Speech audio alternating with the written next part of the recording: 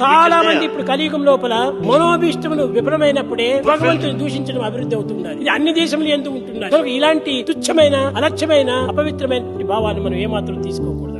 వాడి యొక్క దుష్టత్వం వాడిది. అందువల్లనే త్యాగరాజ సమయం లోపల చెప్పాడు, ఎంత మాత్రమున ఎవరు తలిచినా అంత మాత్రమే నీవు.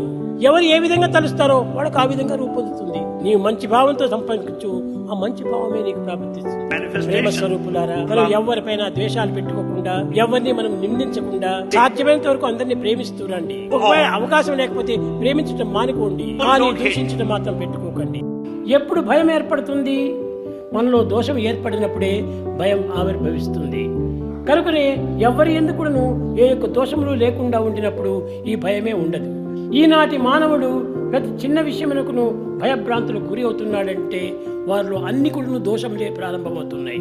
వారి దోషములే ఈ భయభ్రాంతులకు మూల కారణము.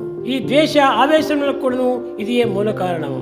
కనుకనే అన్యోన్యత కావాలంటే అందరి యందు దోషము లేకుండా చూసుకోవాలి.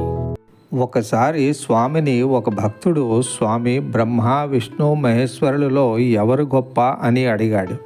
దానికి స్వామి, నీ మొహం, వారెవరూ కాదు, వారికంటే నేనే గొప్ప అని అన్నారు. స్వామి ఈ విధంగా అనగా ఆ భక్తుడు స్వామిని తెల్లబోయి చూస్తున్నాడు. అప్పుడు స్వామి ఆ వ్యక్తితో, ఎందుకు అలాగా తెల్లబోయి చూస్తున్నావు?